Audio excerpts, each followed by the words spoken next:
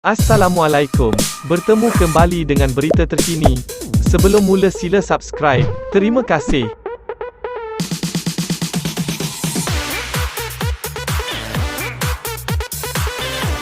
Andaian popular adalah para pembesar UMNO BN daripada kluster Mahkamah mahu supaya pilihan raya umum ke-15 diadakan lebih awal bagi mengelak masuk penjara dan mendapat pengampunan diraja. Tetapi kalau diperincikan, ia tidaklah semudah itu. Pertama sekali belum tentu UMNO BN menang sehingga boleh membentuk kerajaan sendiri macam sebelum PRU 2018 dan kembali bertindak sesuka hati. Kedua, kemenangan dalam pilihan raya kecil serta pilihan raya negeri di Melaka dan Johor tidak menjamin UMNO BN boleh mengubah aliran kemerosotan yang dideritainya sejak PRU 2008. Dan ketiga, tidaklah semudah itu untuk membatalkan siri perbicaraan ke atas para pembesar UMNO BN yang sedang berjalan sekarang dan memberi pengampunan diraja kepada mereka. Risikonya amat besar. UMNO mungkin hancur dan institusi-institusi terlibat akan ditentang secara terbuka oleh banyak pihak. Selain kepemimpinan kerajaan, proses pengampunan akan melibatkan peguam negara, kehakiman, Perdana Menteri, lembaga pengampunan dan yang di-Pertuan Agong. Pengampunan Anwar Ibrahim pada tahun 2018 sering disebut sebagai duluan presiden bagi mengampunkan Najib Razak dan gengnya dalam kluster mahkamah. Tapi mereka sengaja lupa yang Anwar telah menjalani hukuman penjara selama lebih 3 tahun mulai 2015.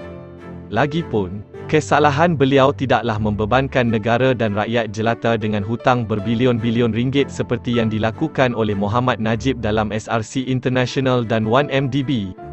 Penyokong kluster mahkamah sengaja lupa atau tidak tahu bahawa almarhum Harun Idris juga telah menjalani hukuman penjara dalam kes pecah amanah bank rakyat sebelum diberikan pengampunan.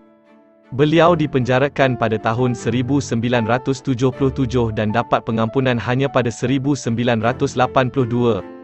Itu pun bersama-sama 62 banduan lain bersempena ulang tahun ke-25 kemerdekaan negara.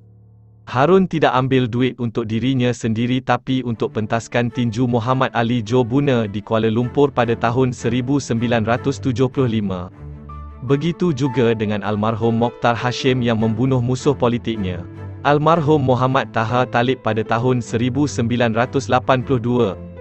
Dia dijatuhi hukuman gantung sampai mati pada tahun 1983 dan pada tahun berikutnya diberikan pengampunan kepada penjara seumur hidup. Pada tahun 1991,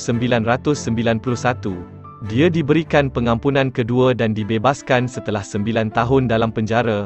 Dia menembak mati Speaker Dewan Undangan Negeri Sembilan itu sebelum PRU 1982. Bukanlah semudah seperti digambarkan bagi yang di-Pertuan Agong atau Raja-Raja Melayu yang lain serta yang di-Pertuan Negeri memberi pengampunan. Dinamik dalam UMNO sendiri, beban tanggungjawab di bawah undang-undang adalah sangat berat kerana ia adalah hak mutlak baginda. Akhirnya bagindalah yang memikul beban tanggungjawab dan risiko tindakan tersebut, bukan Perdana Menteri atau lembaga pengampunan. Mereka hanya memberi nasihat kepada baginda. Kalau kita masih ingat, harta pengampunan Anwar itu pun pernah cuba dicabar atas isu prosedur dan sama ada ia free pardon pengampunan tanpa syarat atau full pardon pengampunan penuh.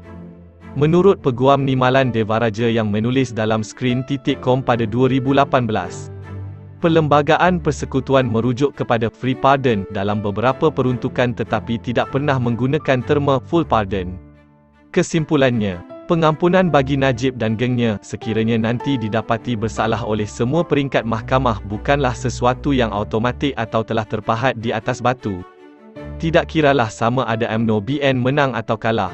Lagipun menurut Devaraja yang memetik Perlembagaan Persekutuan, permohonan pengampunan hanya boleh dibuat setelah seseorang banduan menjalani hukuman 4, 8, 12 dan 16 tahun daripada tempoh dipenjarakan dan setiap tahun selepas itu.